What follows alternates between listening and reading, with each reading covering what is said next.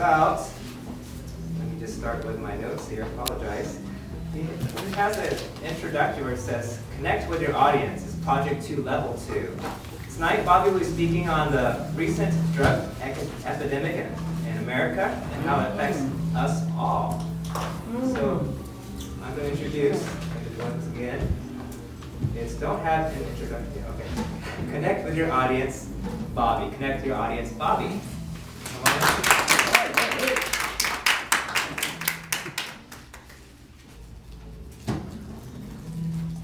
The other day, I watched a movie called Requiem for a Dream.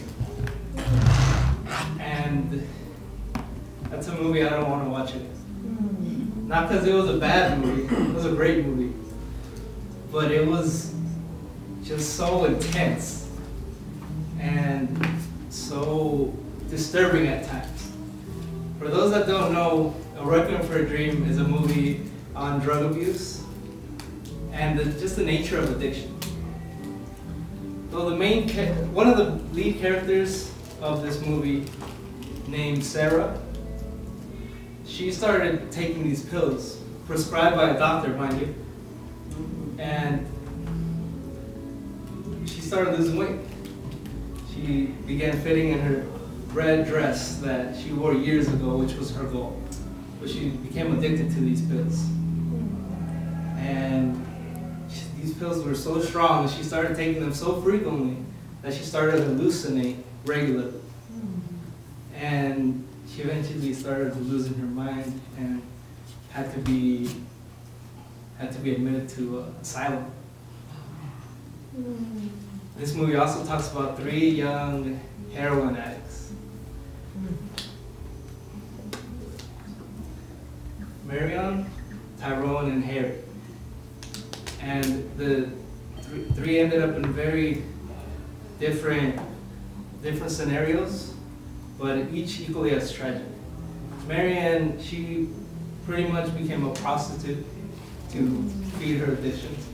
Tyrone ended up in jail, and Harry ended up losing his arm due to a needle infection. So this movie really shows how addiction is tragic, whether it's due to a legal drug or an illegal drug. Now this movie is as relevant now as it was then when it came out in 2000.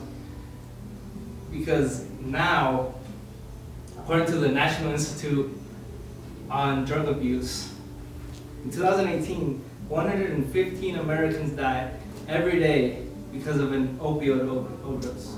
Wow.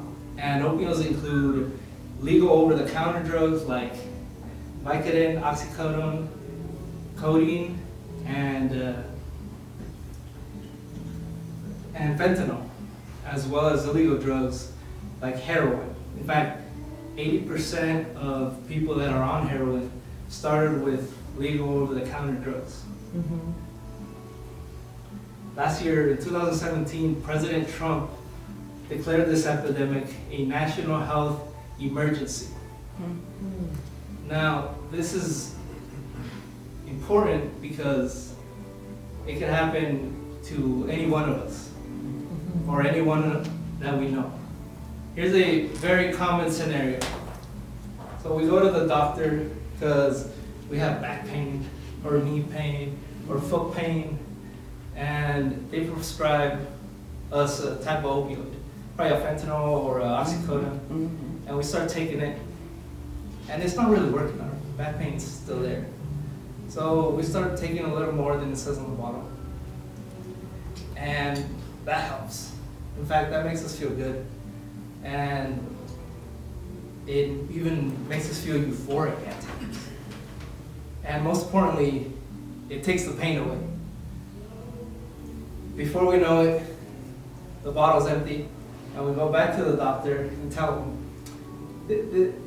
this medication didn't really do much. Can you give me a little higher dose? And they prescribe it, and before you know it, this one thing that we took to help ease our pain, not because it becomes something that we do because we love the feeling of it. and now we become dependent on it. And maybe we even realize that we have a problem eventually.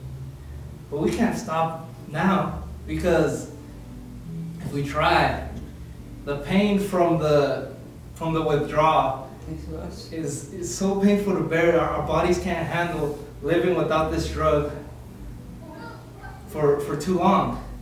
So now we're dependent on it. Now we're addicted. Now, I hate to oversimplify this. It's a complex issue, but I do this just to emphasize that this could happen to any one of us.